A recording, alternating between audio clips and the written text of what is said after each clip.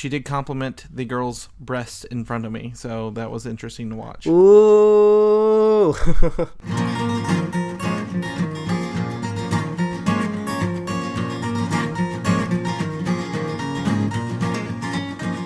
A modern podcast where Chris and Mike talk about TV, movies, superheroes, and everything in between. It's time for Superhero Slate. Hello, everyone, and welcome to Superhero Slate, the show where we run down the latest superhero entertainment news. We love TV, movies, and superheroes, so let's talk it all out. My name is Chris Dillard. And my name's Mike Royer. And this week is a wonderful time to love both TV, movies, and superheroes. Daredevil just gave us a second season on Friday. Oh, yeah.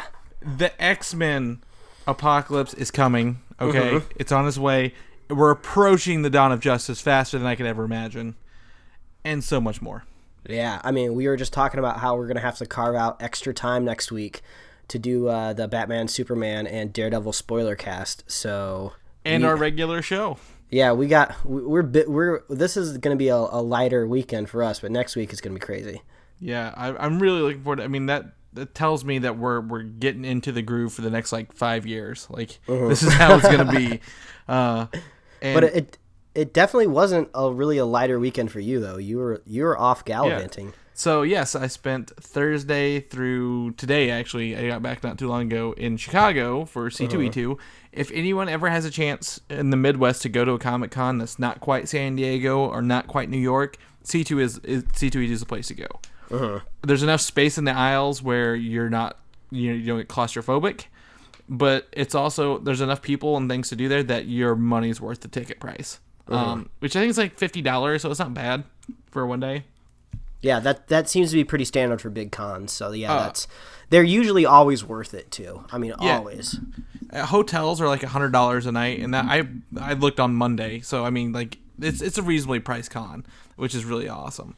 So I got my picture taken with Chloe Bennett, who plays Sky, Quake, in Agents of S.H.I.E.L.D. She was really cool. What else I do? I got a bunch of books signed by some of my favorite artists. I got $30 in free comics. Nice. Because I did a photo scavenger hunt at a comic booth, and I was the first person to do all 10 things, so they gave me $30 free of comics. Nice. Of my choosing, too, so it wasn't like a grab bag. Now, how many pop vinyls did you walk away with? I only bought 5. I like how you say that's only. I was expecting you to say, actually, Mike, I didn't buy any. I had self-control. Or I was thinking... Oh no! I only bought 1, and you're like, no, I bought 5.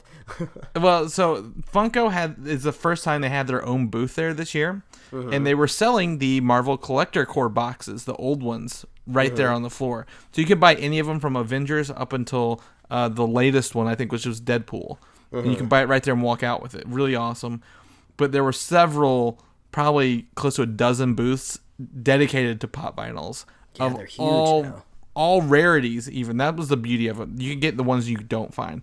So for myself, I bought the 2 Crossbones variants from Civil War because I own all the Civil War pops. That's my thing. I like the movie ones. I bought my fiance Beast from Beauty and the Beast because she wanted it. And then I bought my dad 2 Hanna-Barbera ones.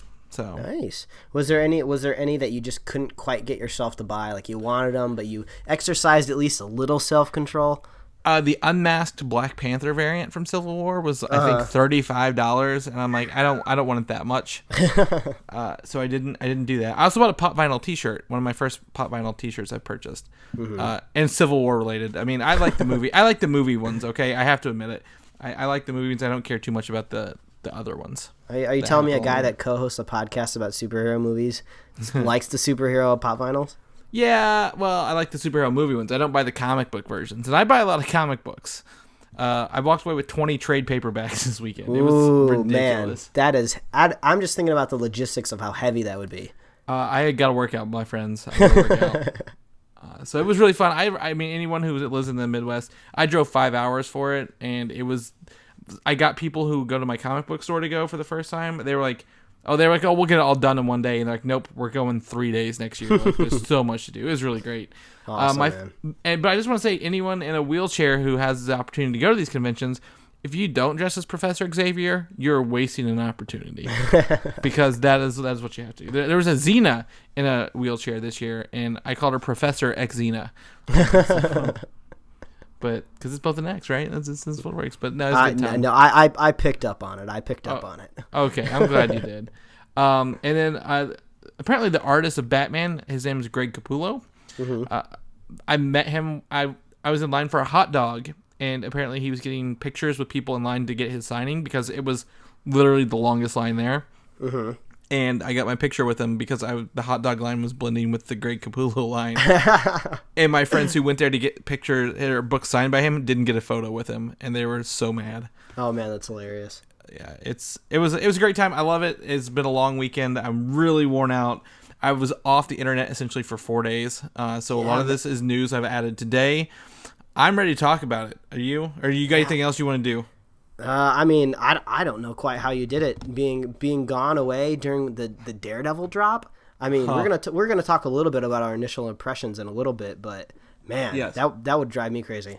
It was. So the first thing that came out while I was gone was the Apocalypse trailer. Yes. X-Men Apocalypse dropped a trailer while I was on the road to Chicago, and that's okay. It happens. But this trailer gave me both hope and dismay at the same time. I really like to see everyone's powers. They're finally showing it off those sizzle reels we talked about. My favorite thing is actually where it shows Apocalypse growing big and holding Xavier down, and he smacks him up against like the wall of the X-Mansion. Yeah, that was pretty cool. That's awesome to see him do that. Got to see some Nightcrawler bamfing around while he's fighting. Looks like Angel and kind of maybe a I guess forced mutant fighting arena. Yeah, something like a cage match. Yeah, and I think it was a point where Havoc comes back from the other movies and shoots into Cerebro. Yeah, that was really, really cool. That was I think that was one of the scenes that standed out the most to me.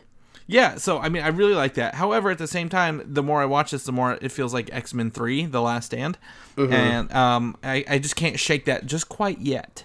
Yeah, but what did you think, like, when you saw it?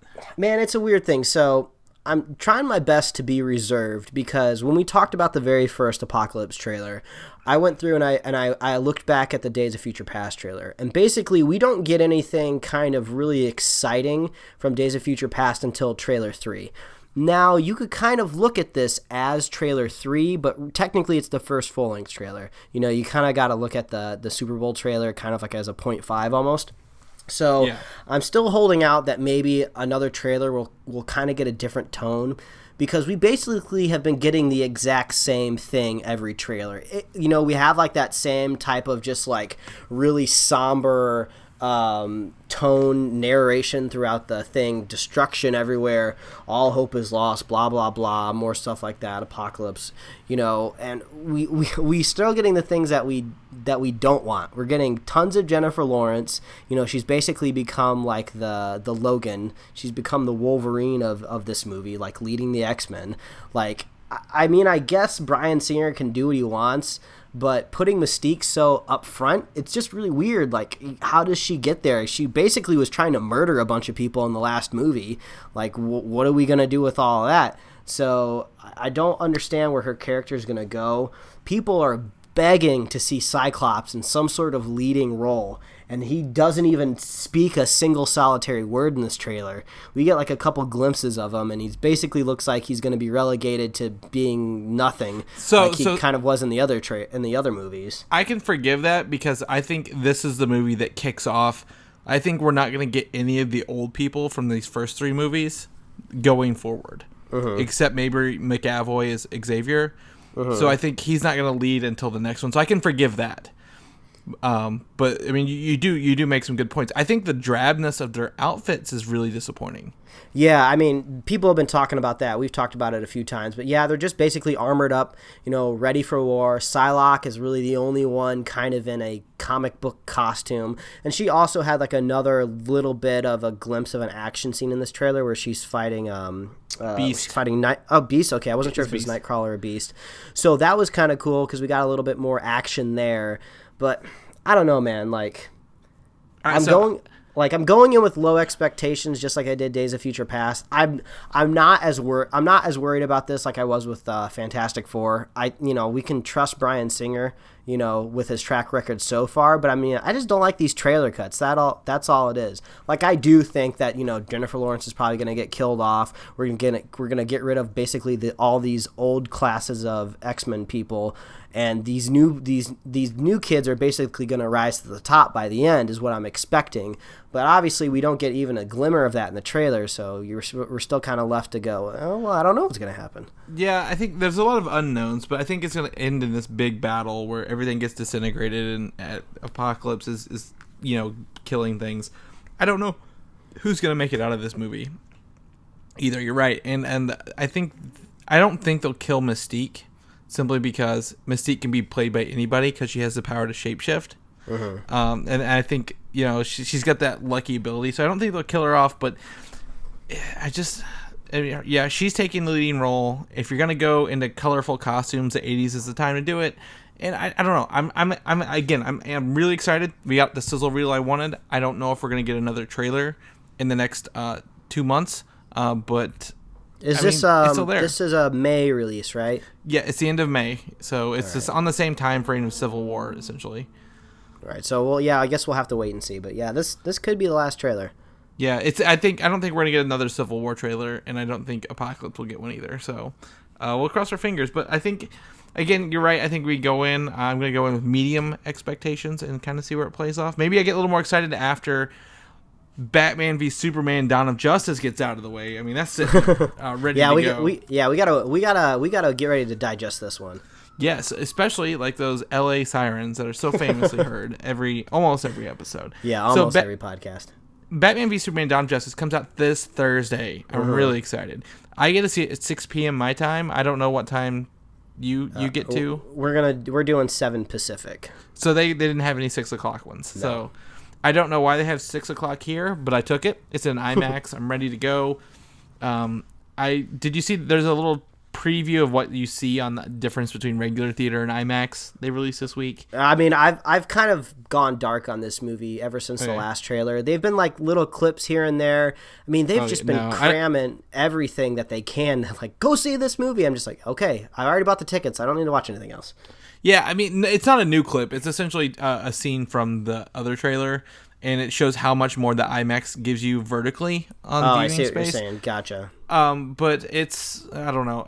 Not every scene was shot in IMAX, so I can't say that the whole movie you're gonna see a whole lot more. But I'm really excited to see it. I mean, it's not the most anticipated movie on my slate, to be honest. Still, Civil War takes that slot right now, but I want to see it. I want to talk about it next weekend.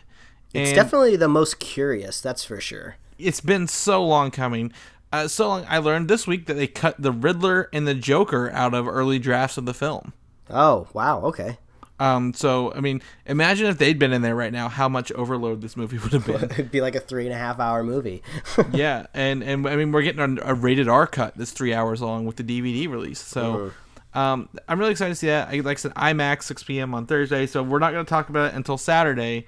And I don't even know if we'll release the audio Saturday or Sunday yet, but we'll have to see. But the wife and I are already starting to make plans of, we're trying to fit Man of Steel somewhere in this week before we go see the movie. We kind of want to get the feeling, the vibe of the universe and how it's supposedly supposed to start off. Whether people thought it was a good kickoff or a bad kickoff, but we're gonna digest Man of Steel and then we're gonna go into Batman Superman and see how it all sets. Yeah, I think it begs the point of the question this week is, which Ben Affleck character is better, Batman or Daredevil, which is our next point here, okay? Since he's played both of them. That was a realization I made this morning as I was leaving Chicago. Daredevil Season 2 came out today. Or Friday, I guess, not today. Yeah. I have seen one episode. Oh, man. You're so far behind. I am so far behind. I know my fiance is on like episode 7 or 8 right now. She's watching it right now while I'm recording this. I want you to know how dedicated I am to the show that I'm missing Daredevil. But I have seen the first episode. How far did you make it?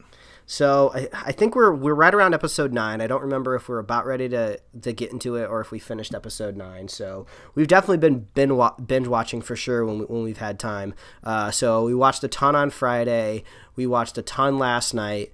We wanted to stay up way late into the night, but we had to get up early this morning, so we had to be adults and at least save a couple hours into the evening so we could get some sleep. But yeah, the initial impressions so far, spoiler free. We're gonna save all the spoilers for the spoiler cast. You don't have to worry about any of the spoilers here. But initial impressions is I am just as happy as I was when I was watching the first season. I am having more fun. To be honest, after the first episode, it's faster. I don't know if that continues all along, but from my impressions, this show isn't slowing down kind of like the first one did. I mean, in the first episode, I mean, this isn't a spoiler, but you get the Punisher. They don't pull punches, I guess, and I like that about it. It's more like watching a real TV show, and and the cliffhanger ending is even better. I can't wait to go watch episodes 2 and I'm gonna watch 2 and 3 tonight. No one's gonna stop me. I don't care. Do it, man. You gotta. And then the rest of the week I'm pretty busy, but I might do Man of Steel tomorrow. You did sell me on that one, but I love it. It's a little quiet at times. I think the dialogue's a little quiet, but I mean that kind of sets the tone for it. Are you specifically talking about the mixing of the audio? Yes, I am. Okay, this is hilarious because me and my wife were just having this conversation before we started sitting down to record this session. So our main experience with the show so far has been our TV ranges in audio levels like all over the place. If we're watching a video file through VLC, we have to be somewhere around the 20s or 30s on the audio meter. If we're on Netflix, we crank it up to 60 for dialogue, and we have to go back down to 40 for action.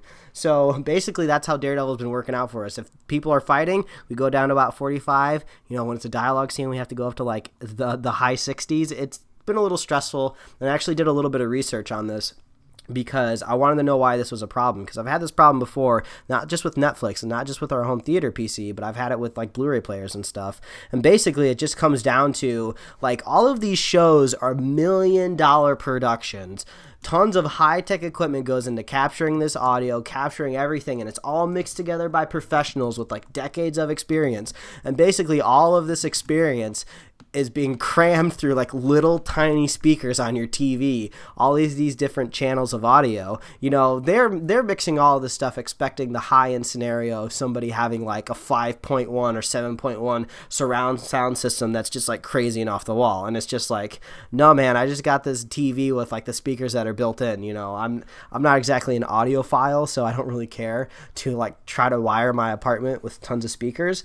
So basically there's kind of fixes where it kind of depends on your platform. It kind of depends how you're watching. You kind of just need to go into your audio settings and you need to find something that is an equalizer that equalizes or minimizes the channels, or it's different in every device, so you can't really look for a specific thing. But at least with Windows 7, I opened up this audio mixer and I clicked this little checkbox that said equalize the volume. So I just did that not long ago, so I will report back and I'll let you know how that worked out when we get into the next episode of Daredevil.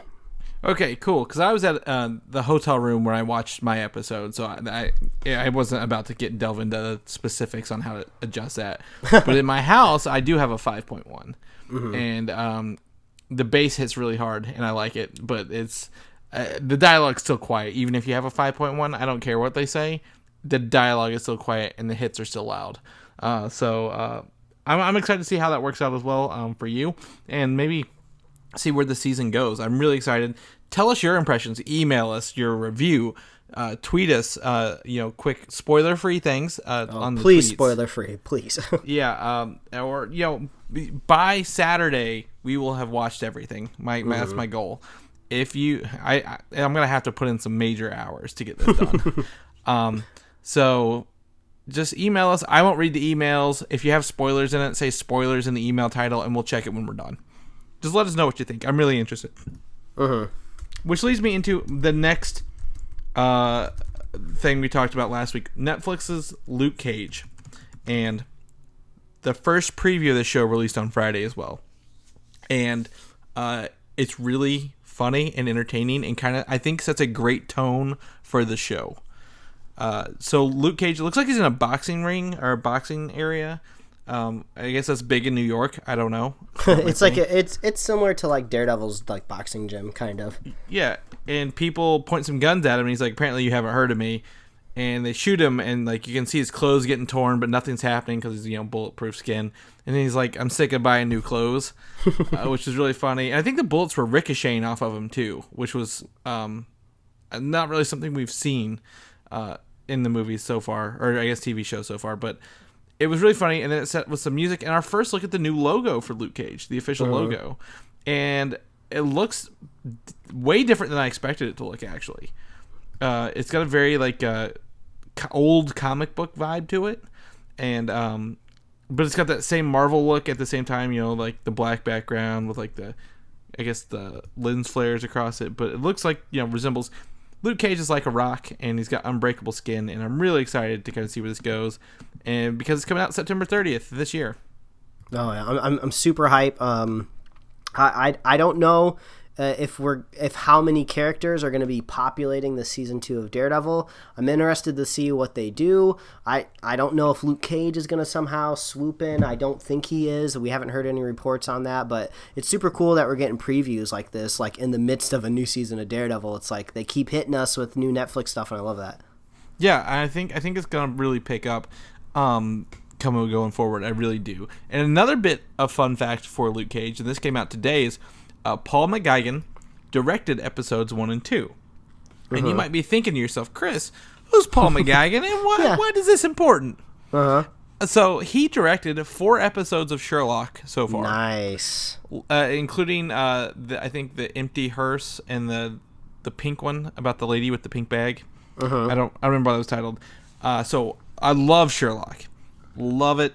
Glad that guy did it. He also directed one of my favorite movies. This is on my top shelf in a very select list of movies, Lucky Number Slevin. Top shelf Chris movie. That is a very top. It's one of those movies, like, you look at it and you're like, it's got Morgan Freeman in it. It's got, Bruce Willis, Josh Hartnett, and Ben Kingsley. And you're like, this looks a little weird. But it's really, really, really awesome. I think the dialogue, it's very gangsterish, but at the same time, there's like a long con going on. Have you ever seen it, Mike? No, I don't think I have. I would recommend it. This is when I first started dating my fiance. This is one of the first movies I gave her and told her to watch, and she was like, I really don't want to, but I'll put it on. She got hooked, and she's like, that's a great movie. I really want to watch it. I was lucky enough to see this in theaters when it came out, and we were in college. I think my first year in 2006, and I really like it. So if you can see Lucky Number 7, it'd be great. I'm glad Paul McGuigan did the first 2 episodes of Luke Cage.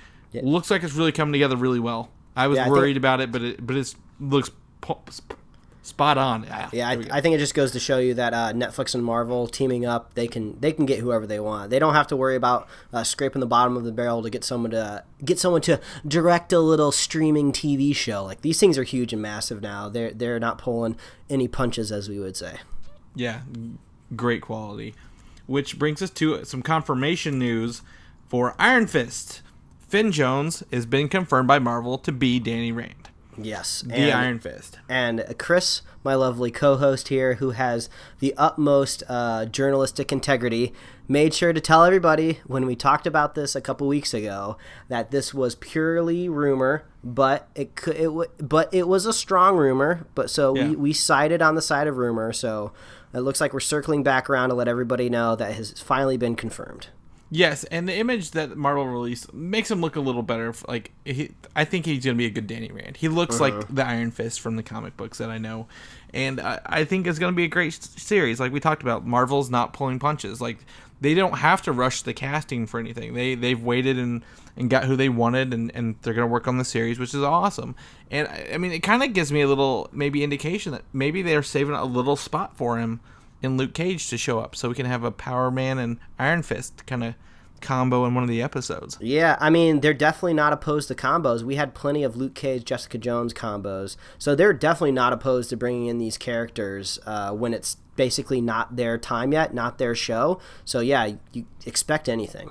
Yeah, really excited for that. So if we get more Iron Fist news, we'll let you know. We'll probably get some more casting coming up soon, and maybe a showrunner. I'd like to see a showrunner. I don't think we have one. But here's a fun fact: Hawkeye. You know the guy Hawkeye. He's an Avenger. The dude with the bow and arrow. Yeah. So the purple guy. Robin Hood of the Avengers. Jeremy Renner, in an interview this weekend, said that he would like to do a Netflix series for his character, and he would be open to it. That's not confirming anything. He says it's not in his power, but if the opportunity arose, he would take that advantage. Yeah, so I heard a little bit about this, and I went out to kind of look at the reception to see what kind of people were talking about. And it looks like people are not interested in seeing more of Hawkeye and his family. You know, I think the Hawkeye that everybody wants to see is Matt Fraction's Hawkeye, and we're just not going to really get that with Jeremy Renner unless somehow his family dies. Well, see, I don't think so. I think we can do a pre-family Hawkeye, or like maybe like he's on a long mission Hawkeye. And that is how it feeds into the Matt Fraction run. Because his family's in some remote farm location, right? So maybe Nick Fury and S.H.I.E.L.D. put him on a mission downtown New York or some big city for an extended period. And that's where we get the Fraction Hawkeye. Because in that run, he has no like love life other than like at the beginning, like his ex-girlfriends like were mad at him. But like he could still have ex-girlfriends. That's fine. So I don't think him having a family would be that. But you're right. No one wants to see Hawkeye out on the farm milking cows. And, nobody. And fixing, the watering hole because like there's a snake in it or something. I don't know. I think Jeremy Renner makes a great Hawkeye. I think Hawkeye is super awesome. I love his action in the movies. I can't wait to see him fire Ant-Man across at somebody else on the other side of the opposing forces there.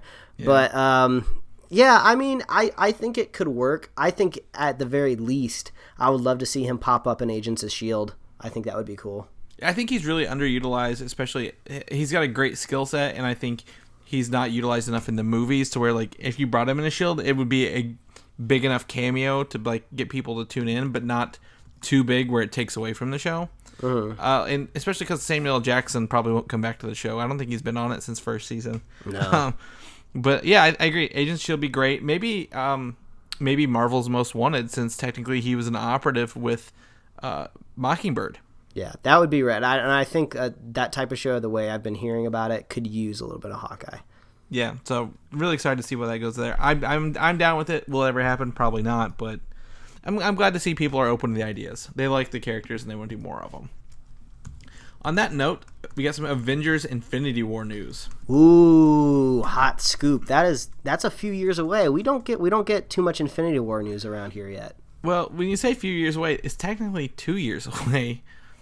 And that doesn't seem... It seems like a long time, but it's really not that long. That is technically a few, I believe. I think if you look at the definition of a few... Or is that a couple? It's a couple years away. It's a couple. I say few's more than two, because it rhymes. All right. Well, either way, it's closer than it feels. Like, it shouldn't feel like just 2 more summers away.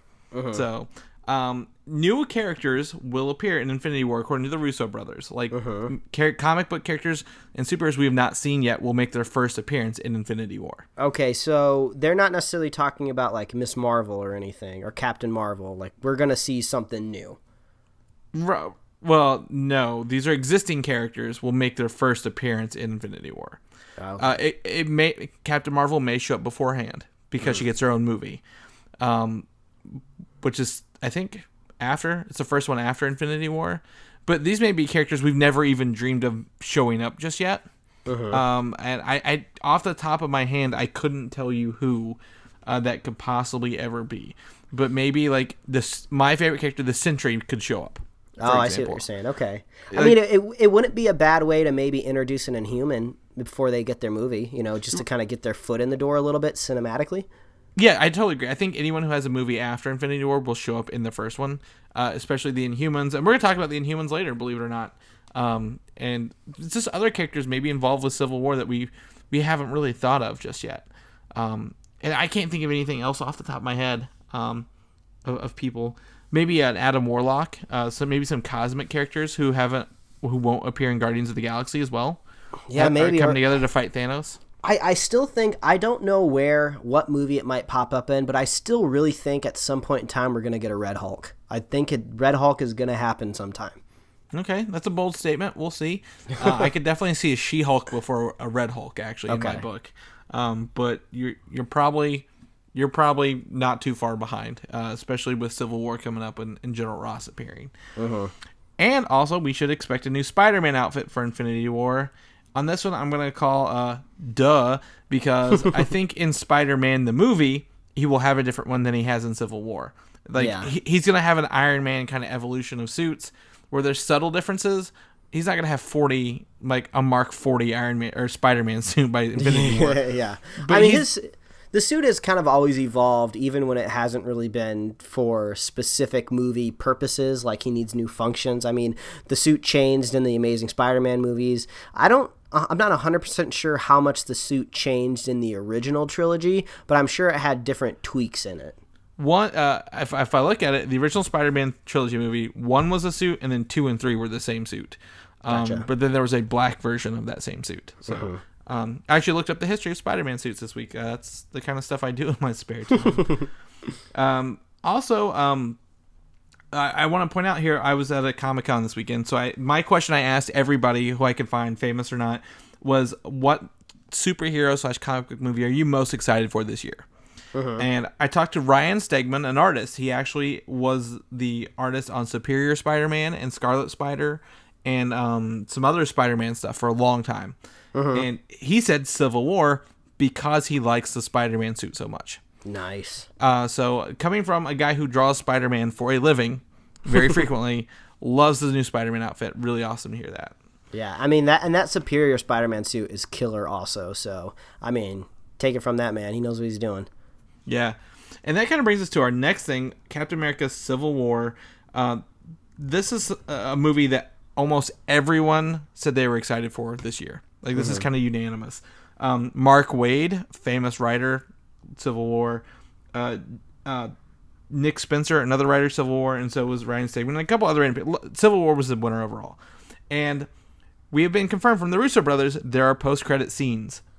Of course, but I think the biggest key there is scenes. We're going to get at least 2 of them, it sounds like. Yeah, they said it could be up to 3, although that could have been a tongue-in-cheek kind of thing because those guys they're humorous. They're funny in their interviews. And I think the correct phrase was like, you can expect 1, 2, or 3. So whether they're being serious or not could blow our minds. But I expect 2, 1 after the main like fancy credits, and then 1 at the very end.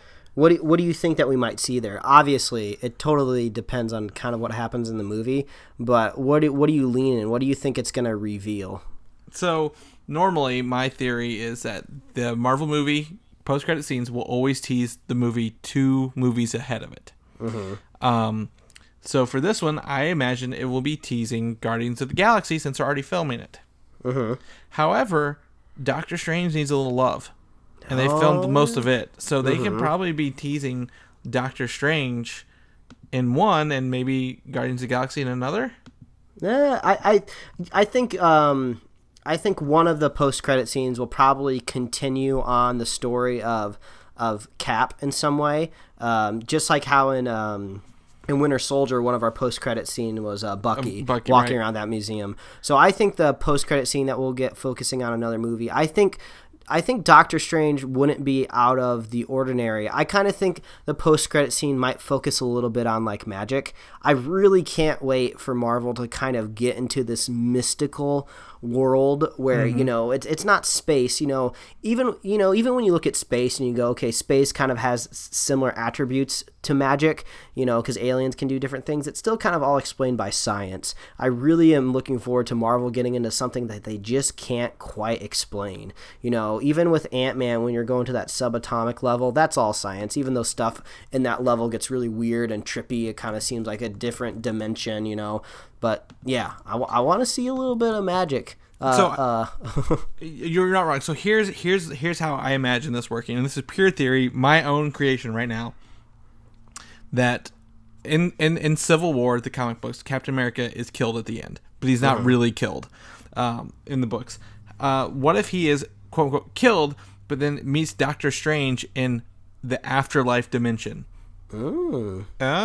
Brings them both together, ties the movies. I don't know if that's true or not. That's me making that up, but we can see if that works out.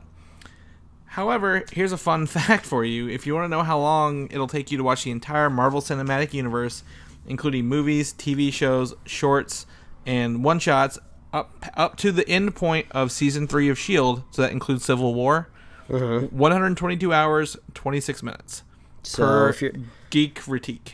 So it sounds like if you're trying to like 100% like a Final Fantasy game or something like that. if you go to Geekritique, our link's in there. It tells you how to watch them all in order from start to finish, starting with Captain America and going chronologically in the movie universe. 122 hours and 26 minutes. I did a little check on us. We're at like 69 hours and 30-something minutes for our podcast. So maybe we can catch up to them one day. Have as many hours as Marvel does. I saw a little bit of news since you brought up one-shots. I think I saw something out there that said these one-shots might resurface again, that we might possibly get them showing up maybe on Netflix. It didn't necessarily point to any like new one-shots or anything, but it sounds like those need like a new home is what they're trying to say. So I heard that, but it was YouTube, not Netflix. Oh, okay. Because they want them to be available, but I mean, for a one-shot that's 10 minutes on Netflix doesn't make any sense, I think, for anybody for that. So I heard actually it was YouTube, and that like they're interested, but like they just won't do them until they feel like they're right. So it makes me think maybe they're trying to resurface them because they believe that content's still important. You know, I'm trying to remember kind of what happens in some of the one-shots, but the last one I can really remember was the one with the Mandarin in jail. And that was kind of left kind of ambiguous where you weren't really sure what happened. Is he really the real Mandarin? What's going on? Something's pulling the strings around there. So it makes me think maybe they kind of want to resurface that. Maybe we'll see this in some iteration in the future. That was the last one-shot, and it was, I think it came out with the Thor: The Dark World DVD. Agent Carter is still one of my favorite ones. That spawned a whole TV series, actually, which was really cool. And Coulson's one-shots were really funny. Like, what a funny thing happened on the way to Thor's hammer, and the consultant. They tied this. They filled in holes on the bigger stories, and that's really fun. So yeah, I agree. I hope they come back. But yeah, if you want to watch or see how to watch the whole Marvel Cinematic Universe from start to finish, starting this summer, it will take you 5 days, by the way. So good luck with that. On the other note, you know, DC's building their cinematic universe. We talked a little bit about Batman v Superman coming out this week. However, Justice League has some news. The title is not confirmed yet. The working title is Justice League. But chances are it may have a subtitle like Dawn of Justice and so on and so forth. So Rise of Justice, High Noon of Justice, Dusk of Justice, Noon of Justice. So many. The Dusk of Justice sounds better. Dawn of Justice, Dusk of Justice. It's a yin yang kind of thing. Yeah, it rolls off the tongue. It's nice. However, I don't think Justice League. I think the Justice League would work for the first film, much like the Avengers worked for the first film. And then the second one would need a subtitle. But I'll leave DC to do what they want. I can't tell them what to do, and they probably don't listen to the show. Sadly, I wish they did. Like we're pretty funny. We do cool things. But in the meantime, Suicide Squad comes out this year. This was another movie that's popular on people's radars, actually. No one said Batman v Superman, believe it or not. Oh man! So that was a big ding ding ding there. Suicide Squad people did say the confirmation from Common, the rapper who is now an actor. His character, he said his name is Monster T. Okay. However, I think that's a misdirect, and we believe he is the Tattooed Man still. The Tattooed Man is a character in the comics who can bring his tattoos to life. Like, if we look at the image here, on the comics, he has a snake on his head, and he can bring that snake to life to do things. Yeah, I think that makes sense, because I believe we had that little snippet in one of the trailers where there's some sort of, like, tentacles or something in, like, a subway station. Yes. Do you remember that? Yeah, and everyone believes that is the Tattooed Man using his powers in the subway. And if you look here, we have an image of Common on set looking just like the Tattooed Man. And I see some tentacled stuff coming off of his brain there, brain skull. Yeah, yes, very much. Some tentacles. He's got looks like a third eye.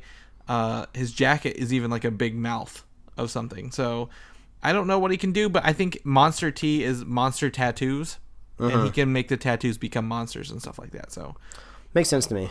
I'm leaning towards that. I'm interested. I want another Suicide Squad trailer. When will that come out? I don't know, but I want to see one. Maybe we'll have a teaser at the end of Batman v Superman for it. Oh, that would be cool. That would make sense. That'd be pretty sick. Another movie that DC has not announced is Lobo. Are you familiar with Lobo? He's like a anti-hero in the DC universe, right? Yeah, a lot of people. He's like a mercenary kind of thing. I mean, I imagine him kind of like I don't know. He's an interstellar mercenary and bounty hunter. And I guess I don't know. For some reason, I think Deadpool, but it's not. But I think it's just the violence. But Lobo, I have one Lobo comic, and it's called Lobo the Duck, and they mixed Lobo and Howard the Duck together. So that's pretty entertaining. However, DC has hired Jason Fuchs. Fuchs, I hope that's how they pronounce it, who wrote Wonder Woman to write this movie. All right. They've been working on getting one out for years, but Jason is starting from scratch on this as well. What do you think that means? Do you think we're going to get a Lobo movie that hasn't been announced yet? I mean, it's possible. I mean, if he is ultra-violent, obviously the ultra-violent, from the studio's point of view, has been working with That's with, right. Deadpool, I got the Deadpool. So, Yeah, and I think we're talking about something kind of related to violence a little later down with comic books. So, obviously, the waves of influence of Deadpool have totally been shaking the Hollywood industry. So, it doesn't surprise me. So, it was always, I think The Rock always wanted to play Lobo. He kind of looks like him. But it was like in 2012. The Rock said he wanted to be him, and before he became on to play Shazam in a future movie. But I mean, I guess it says, what does that mean about the movie slates that the film studios present us? Should we take those as fact, or should we take those as maybe like not really rules, but here's some guidelines of how we may take the future? I take it as like when you go to a movie theater and you put jackets down in a seat. Like, you don't really know who's going to be sitting there when your friends get there. You're just saving the seat. They're just announcing like whatever they think might possibly work so they can like nail down a weekend. Because I mean, even though kind of like what did they say? A rising tide raises all boats. So I mean, if superhero movies are doing good, they're all going to do well. But there's no joke that DC and Marvel are in contention, so that's why they're claiming all of these weekends. So yeah, there's a good chance that they might be like, oh well, this was supposed to be when our Green Lantern movie was going to come out, but actually we're going to put them over here now, and then we're going to stick Lobo here. So yeah, it's definitely interesting, and mostly because the Lobo has a history. They announced that this was becoming a movie in 2009 with Guy Ritchie directing it. Who did, Lock, Stock, Two Smoking Barrels, Snatch, one of my favorite movies, Sherlock Holmes movies. So I feel pretty confident Lobo will be one of those movies that DC adds to go along with their Suicide Squad kind of movies, an anti-hero, so to speak. So good for him. Go him. I got some Star Wars news. Oh man, yeah, bring it on. What do you got? So this isn't about any Star Wars film we normally talk about. This is about the Han Solo film. This has some people in different moods for sure. So Han Solo is a very beloved character. I will always refer back to our super fan Jim and Tier loving Harrison Ford and Han Solo. And I don't even think this is our biggest Harrison Ford news of the week. Han Solo movie coming out in the future. The short list of actors has been revealed. We have 3 names here that I'm going to talk about. So this short list, is this any sort of confirmation? Do we think definitely one of these 3? So there was, I feel it's going to be one of these 3. This is as close to a confirmation as we can get without having a studio saying this is who we're looking at. Because this went along with our next bit of news, which we're going to talk about here in a minute. I want to leave that one excited. I'm excited about our next bit of news. So Taron Egerton is the first name. We may remember him, Kingsman, the Secret Service. He was also in Eddie the Eagle, which is getting really good reviews. I'm not going to watch it personally, but he's working on Kingsman 2, so that's really exciting. Second is Alden Ehrenreich. Ehrenreich. He was in the recent Coen Brothers movie that I watched, Hail Caesar. He's a really good part of that movie, even though nobody in that movie has a story or does anything. His character actor as a cowboy was really awesome. I really liked him. I don't see him as a Han Solo simply because I've only seen that role. And lastly, Jack Renner. You may remember him from such great films as Transformers 4. He played the motor car racing boyfriend who, got caught up with Mark Wahlberg and trying to save these people from other robots. I don't know. Jack Renner is the least memorable of these two on this list, simply because I refuse to go back to watch more Transformers. But the way I look at it now, it's kind of one of those weird things where you really shouldn't be too worried about how they look. You want to know how they're going to perform in the role. But at the same time, when you have such an iconic character as Han Solo, you just can't push that qualification to the side anymore. I mean, Han Solo is a classic character, been around for decades now. So you really got to make sure you take care that possibly someone at least going to resemble him. And looking at these three, Alden doesn't look anything like him. Not at all, in my opinion. Jack Renner, I think, probably looks the closest. But I like Taron Egerton the most just because I was a huge fan of Kingsman and he commanded that role like crazy. So, I'm leaning more towards that way. And obviously, it's a Transformers movie. I mean, you can only do so much when you're in one of those roles. So, I don't know. We'll just have to see. Pick your poison, Mike. Which one would you cast? I'll go Taron Egerton because I think he's cool. That'd be mine because he's so hot right now. So hot. Right well, I mean, I'm looking at photos of him on Google Images right now, and you know how Google Images gives you the recommended other searches? So right now you could go Taron Egerton workout, you could go Taron Egerton six-pack, Taron Egerton Kingsman wink, Taron Egerton muscles. So it seems everybody looking up Taron Egerton on Google Images, they want a little bit more of him, if you know what I'm saying. So I think people would be looking forward to him.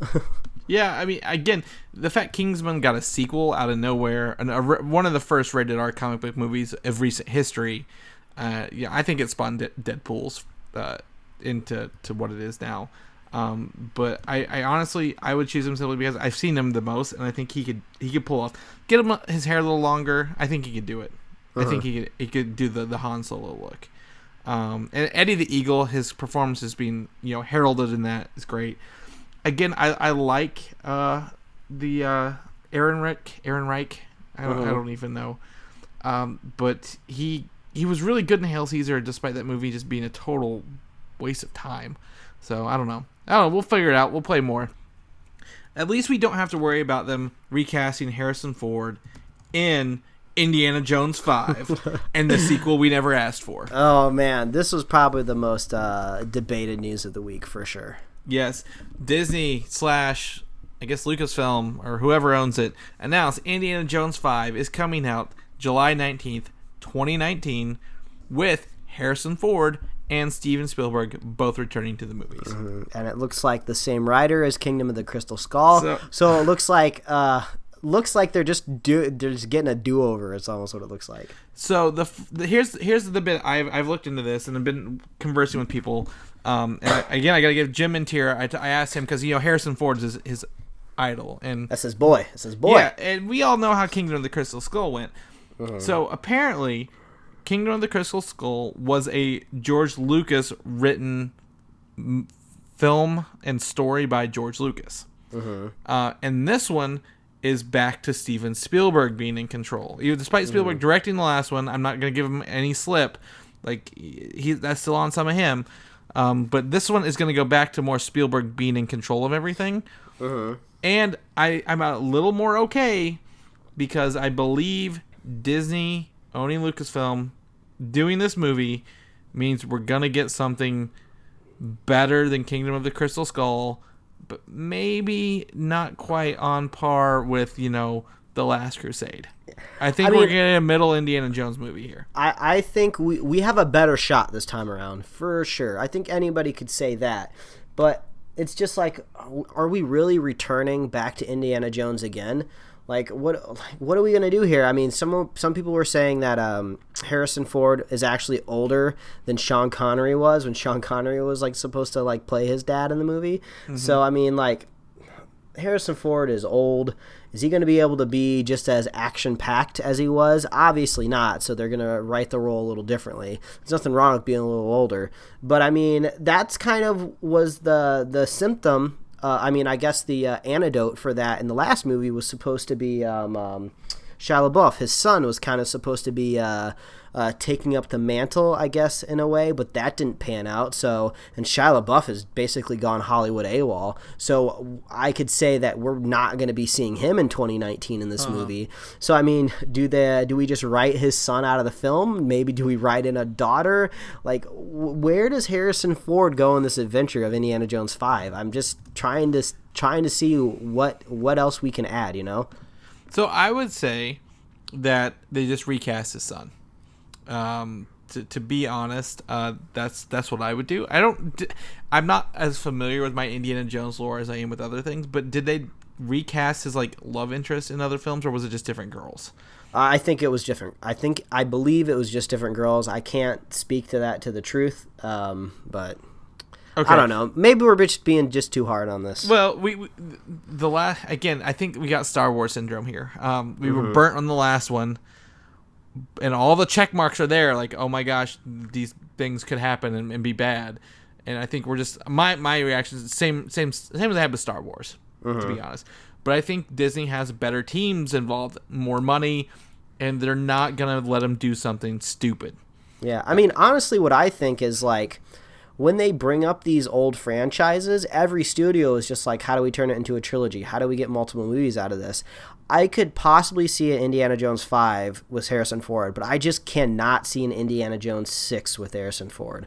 So are they going to try to bring in someone to take over the role of Indiana and move into a different adventure and just send Harrison Ford off into like a Viking funeral and like in like a boat out into the middle of a lake? I don't know. Yeah, I feel like it's probably his deal. It's like, I'll do it again if you kill me off, kind of like in Star Wars. Yeah. And I mean, I hate to say it, but yeah, I feel like that's how it is. And I guess, I mean, they've recast him before. So I don't know if this counts as canon, but the 92 to 96 series, the Young Indiana Jones Chronicles, started with George Hall playing a 94-year-old Indiana Jones and telling the story of his youth. Okay. Which was actually played by Boondock Saints' Sean Patrick Flannery. But I mean, does that count or not? I don't know. How does that count in there? Like, what is canon and what is not canon on Indiana Jones? Yeah, I think people aren't too worried about canon as much. You know, when you if they're not, then we can get rid of his son. Yeah, I guess that's true. Because when we're talking about sci-fi universes like Star Wars, I think people want to make sure that's concrete, but you know, they're throwing that canon out like books and stuff. So I don't know. Obviously, nobody out there is just like super psyched and not worried whatsoever. There's going to be different levels of doubt. Let's put on our meter on the superhero slate meter is cautiously optimistic. Yeah, I think that works. Okay, great. I will put it as cautious. I mean, again, I think Disney assuaded us with Star Wars. They have a chance to do it with Indiana Jones. I'll give them a chance. But other than that, I mean, there's no names for it, so I'm kind of interested to see kind of what they do. Maybe we get a name this year at D23. And however, that does give us a big problem here. July 19th, 2019 is only a week after Marvel's Inhumans release, which is July 12th, 2019. Something's going to get moved. I just don't see Disney cannibalizing their own market. And I can see how this happens because they've got so many movies and they have to get summer slots lined up. Recently we saw Spider-Man move up 3 weeks or 1 week or whatever. Something's probably going to shift at least a week or two. Yeah, they probably want at least 2 weeks in between. My guesstimations are 3 weeks. If I look at how if I study movies and how they're a good 3 week buffer is what you need so you don't eat your own things up. And Inhumans is a very tricky property right now. Yes, they're in S.H.I.E.L.D. Could it get canceled? I doubt it. Marvel's sticking to their guns on these movies. They're adding movies and they're moving movies. That's great. but I don't think they're going to cancel anything they've announced. A lot of people are like, oh, they haven't heard anything from it. It's going to get canceled. Well, they said about Iron Fist as well, and guess what? Iron Fist is still happening. Yeah, it's and just, it's just not still, in the next it's got 3 years before we get there. Yeah, and I'm still holding strong with Agents of S.H.I.E.L.D. that, if it gets into the realm, because unlike some shows out there, okay, so if there's a TV show out there, it's not necessarily independently run, but you got this one show creator who has this one vision for how the show is going to pan out.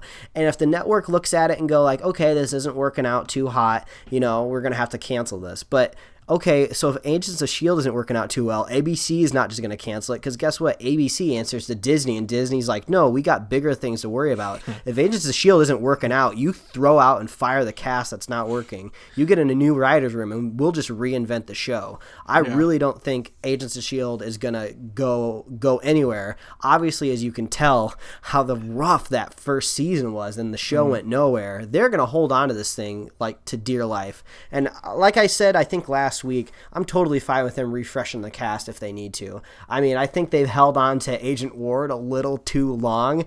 I mean, spoilers. No, I'm not really. Are you caught up? I'm caught up. I mean, I think he's got the rest of the season, and that's it. Yeah, because I mean, technically, Ward is kind of dead.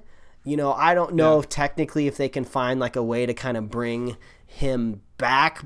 Really, it's just the actor's body that what I'm trying to say is on. So he's limping. So he's going to be gone next season. I really think so too. Well, I think again they've already renewed S.H.I.E.L.D. for season 4, so we know where it's getting another year. I think if S.H.I.E.L.D.'s gonna end, guess where it's gonna end? With the Inhumans. This show will launch into the movie, and we've had several years of build up. And if the show ends, great, so be it. I don't know. We don't know how the Marvel Cinematic Universe looks after Thanos comes to town. Oh, yeah. So we don't know what's going to happen. Maybe things are rewritten. Maybe things aren't rewritten. I don't know. We got so much unknowns. It's so exciting. I'm exhilarated. I just don't want to see Inhumans have a week and then Indiana Jones come out the next week and just destroy it, and then that's all we see of the Inhuman movies. Because that's one of my favorite characters. I'm looking at a crayon drawing of Black Bolt that I got this weekend right in front of me. I bought $40 of Inhumans books. I'm really a big fan. Can you tell? So it hit me a little hard, but I think they're gonna figure it out as they go. Release schedules are fluid, especially 3.5 years away. So oh well. Now let's move on to some movies we don't have release dates for. Spawn. We've talked about this. It is confirmed by the writer that an R-rated version of this film is happening. Thank you, Deadpool. I mean, that kind of rolls into a little bit with the Lobo news. We're getting these dark anti-heroes up. Yeah, anti-heroes. I wouldn't say dark. I think they're just violent. We're bringing up the darkness, bringing up the violence, bringing up the blood. Rated R. They want that rated R money. Rated R is finally synonymous with money again. So yeah. And it only took 2 comic book movies to get you to that point, people. Yeah, Pay attention. Pay attention. Kingsman, Deadpool. Deadpool, by the way, is the number 6 Marvel property movie of all time right now. It is banging out money. I think it is right on the precipice of taking the number 2 spot for rated R movie right now. It's actually 10 million away from number 2. And what's number 2? American Sniper? Is that American what that Sniper? Is? Yep. Okay, and then still crossing my fingers that it takes down Passion of the Christ. It's close. So it is close. Domestically, yes. I don't know if it'll get there, but it still has to open in Japan yet. So I didn't realize it hadn't opened in Japan. It had not opened in Japan. So guess what? The domestic market is going to be huge once it hits there. It's going to get another life push out of it. So that's really exciting. It just passed Spider-Man 3, believe it or not. Ooh, yeah, that movie was gigantic when it came out. Obviously not very good, but I do remember the box office. It did make a lot of money. So, 3 Avengers, Avengers 2, Iron Man 3, Spider-Man 1, Spider-Man 2 are in front of it, and that's it. I don't think it'll catch Spider-Man 2, but we'll cross our fingers. But that's a good spot for Daredevil. Honestly, that's a lot farther than anyone would have said a year ago. Yeah, I'm putting a audio asterisk next to that because you said Daredevil and not Deadpool. Oh, Deadpool! You know what I want to watch right now, right? Yeah, Daredevil. I get it. They're all red. They're all they're all in the Marvel universe. It's all confusing. It's all right. Oh well. Instead, we're gonna switch over to TV again. Preacher. The show we've talked about, produced by Seth Rogen, has Dominic, not Dominic Cooper. Is it Dominic Cooper? I think it's Dominic Cooper, yeah. Yeah, I'm thinking Dominic Purcell, the guy who plays Heatwave in Legends of Tomorrow. Dominic Cooper is the actor. It's premiering May 22nd on AMC after, I think it's Fear the Walking Dead, or maybe it's just regular Walking Dead finale. I don't know how many episodes are in each season. Can I tell you that I'm very excited for this show? You can, and I believe you. I'm actually kind of thrilled as well. I think it's going to be really, really fun. I love Dominic Cooper. I love him as Stark. Stark. He always makes Agent Carter that much better when he shows up. Oh yeah, he's just got a lot of charisma on the screen, and I can't wait to see him in every single episode of a TV show, not just peppered in. Yeah, he'd be great as a lead role. And then it's got Ruth Negga, who played Reyna on Agents of S.H.I.E.L.D. Cool. In there as well. So really excited to see that show. Preacher, gonna be great. Really excited. We'll let you know when that comes out back in May. Mm-hmm. A little update on we talked about Transformers earlier. This was like one of the first things I got. We talked about the writers' room they had and how Robert Kirkman was involved. Mm-hmm. Apparently, he was only in there a day and had to leave for health issues because he had to go get some minor surgery done. So I think he's faking. He's faking. He wanted out of that room. He's like, I don't know what I got myself into. Ooh, ow, I think something hurts. Sorry, guys. I got to go get surgery. That sounds like one of those really bad excuses. It's just like, oh, can I have your phone number? It's like, oh, I'm sorry. I'm so busy. Next week, I'm having foot surgery, then shoulder surgery. And then, it's just, I'm backed up with surgeries for the next 52 weekends, I need to go walk my cat and stuff like that. I think Kirkman just got a good look at everything and just like, wait, that's right. I don't want to be involved in Transformers, and he just got the fuck out of there. He took his day one paycheck and left. So it gives me less hope in Transformers yet again. So now there was much to begin with. Lastly, one of Mike's favorite bits of news when we get to talk about Assassin's Creed. Yeah, I'm excited for this. The new image today of Callum Lynch, played by Michael Fassbender in the movie, shows I like how well the scene is lit and composed, and all the stuff he seems to be drawing on the wall there. Maybe things he's seen of his past lives. Maybe. Like I Assassin's Creed. think this is cool because this is one of my favorite parts of Assassin's Creed is this science fiction aspect of it where he's like basically jumping back in time through basically means of technology. So apparently people that played the game said that they didn't really enjoy going into the future too much.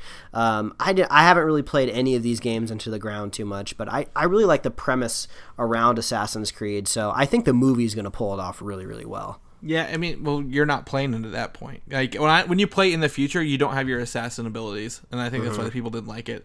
But I'm really excited for Assassin's Creed. It's going to kick off video game movies in a big way, and I'm really excited to see where that goes next year. Yeah, I mean, Michael Fassbender, man. Is it this year? You can bet on Fassbender. Yeah, isn't it like November? I want to say it might. I might just be. You could be very right. But I feel December 21st. This year. Yep. Knew it was the end of the year. Yep, there we go. Silly me. I should have checked the superhero Slate movie release schedule. Should have checked it. But, oh, well, that's our news for the week. We got a lot of news. Next week is going to be even bigger. Save some time next week to listen to all our stuff we're bringing you. It's going to be a big week with a regular show, a Daredevil, not a Deadpool show, and a Dawn of Justice spoiler cast. So I think that Dawn of Justice spoiler cast is going to be just as lengthy as the movie's going to be. Yeah, we're gonna have a lot to talk about, good, bad, and ugly. If there is any, it could be great. We could like fall in love and never turn back. I'm hoping for great, man. Yeah, so we'll let you know. Let us know what you think as well next week of that and all the other fun stuff, and maybe we'll talk about your reviews whenever we do the shows. Just remember to hashtag spoilercast them. I want to give an update on the video game giveaway. I should have done this at the beginning of the podcast. There's going to be another week because iTunes usually takes a week to 2 weeks to post everything. But thank you guys for sharing and interacting with the show. We'll be picking winners probably next week while we on our regular show. So I appreciate you guys. Yeah, man, you guys are awesome. Yeah, and if we have any new subscribers from C2E2, thanks for finding our stickers all over the place and doing that stuff. It was fun. So, but in the meantime, Mike, if people want to know more about what you're up to in the world, where can they find you? Well, they can find me at Mike Royer Design on Twitter or Instagram. And as always, you can swing on over to pickledcomics.com to read my webcomics. Chris, people are going to want to know when you finally get to finishing Daredevil so they don't spoil anything for you. So, if they want to follow you, where can they find that out? Well, you can follow me on Twitter at Valdan, Valdan. I will be writing a full review of Daredevil this week, and Dawn of Justice on comicui.com this week. Both of those will be right in there. A little bit different than what we talked about here, so you won't get double doses of the same thing. But check that out, and I will be posting some C2E2 stuff there as well. So if you want to see that, follow me on those places and things and stuff. Where else can they find us, Mike? I mean, they're listening. They found us once. Where else can they find us again? Well, yeah, it's that time again where we're going to wrap up the show by saying please visit superheroslate.com. That is the best place to find all the links to everywhere that we host a show, and also to get up on those show notes. If you ever want to get links to everything that we're talking about, that's the best place to find it. And, you know, it's nice and organized. You can really follow along, keeps things easy. You can find us on iTunes. We got awesome videos on YouTube. You can catch us on SoundCloud, Stitcher, Tumblr. You can subscribe and get this stuff straight to your email address. We're on Facebook and we're on Twitter. Great avenues to follow the show. If you're a fan of the show, consider heading on over to iTunes and leaving us a review. Heck, at sometimes you can win video game codes from us, so you can get some free games out of us. And also it helps out the show. It helps us pop up in some fresh eyeballs on iTunes. And that, it really, really helps. And also, if you're a super fan of the show, share it with a friend, share it with a buddy. And that's the best way to help us out and keep us coming back every week, because we love it. Yes, it's the best. And I guess I'm going to take this opportunity to go watch Daredevil. Yeah, man. Get out of here. You got a lot to watch. You got a lot to catch up on.